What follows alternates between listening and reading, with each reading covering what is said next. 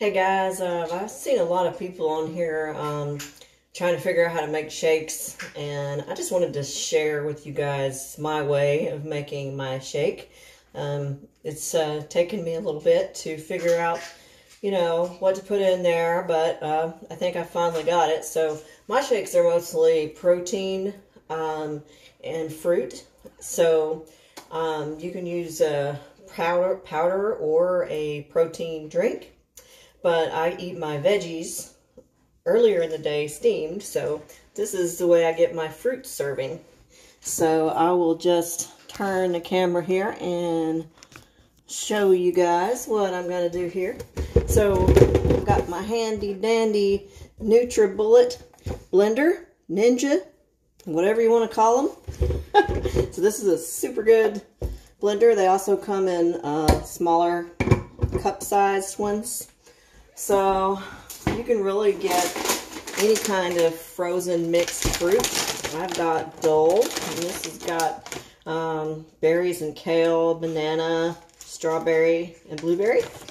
So what I'm going to do, just to make enough for like a cupful, well, a glass full, I'm just going to barely fill the bottom part of the blender.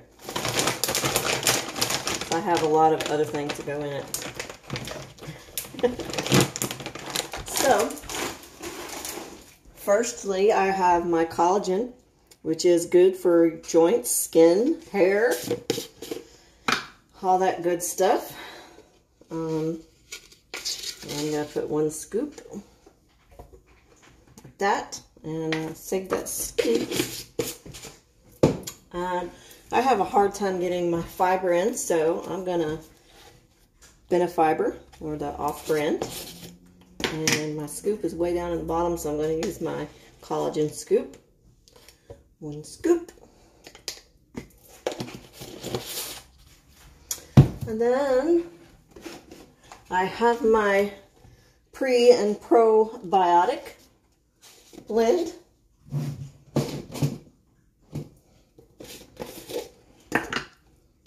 Another probiotic too.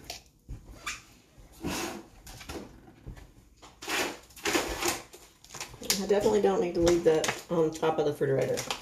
Sometimes I go a little crazy and forget what I'm doing.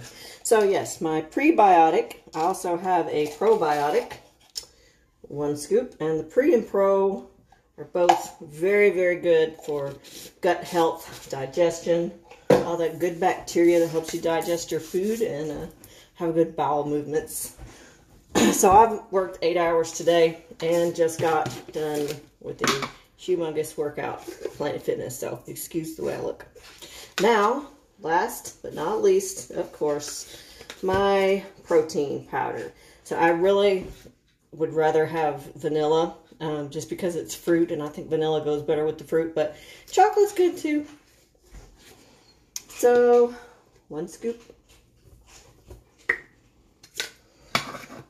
So all this together is probably about maybe 500 calories. So I'm gonna wait on putting all this up. I'm just gonna use, like to use a little bit of yogurt. This is actually coconut milk yogurt, just for more like a texture and also for calcium. So I just pour a little bit, maybe a couple spoonfuls of that unsweetened yogurt. Alright, so now I've got just the bottom of the mixer filled. So now I'm going to just use water for the rest. And this takes some practice to get the texture and the thickness right, but I like to just barely fill it to where the fruit is like floating in there, and that's enough to where it's thick enough where it's like a smoothie and thin enough to where you can suck it through a straw.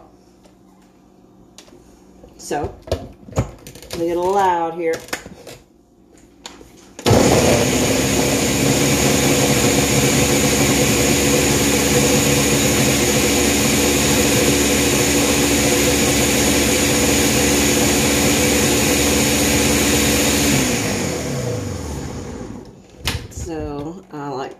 to slosh it, and it sloshes, you know, it moves when you slosh it.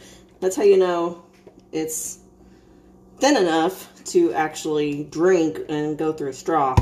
You don't want it so thick you have to eat it with a spoon. So, take my little cup, lid off,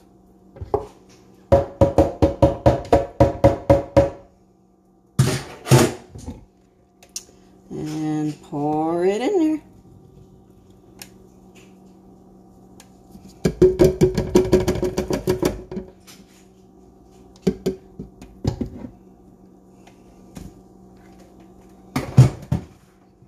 And there we go.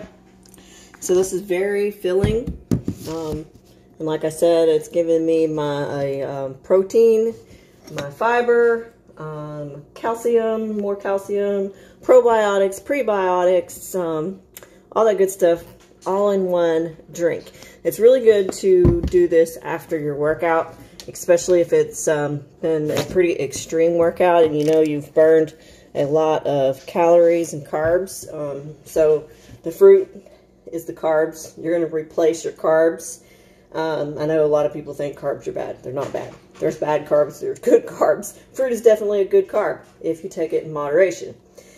But what I'm saying is you want to replace the energy that you've lost after your workout with your carbs and your protein to build that muscle. So the only thing I'm really missing is some amino acids. I really need to do that. So bottoms up. Mm-hmm.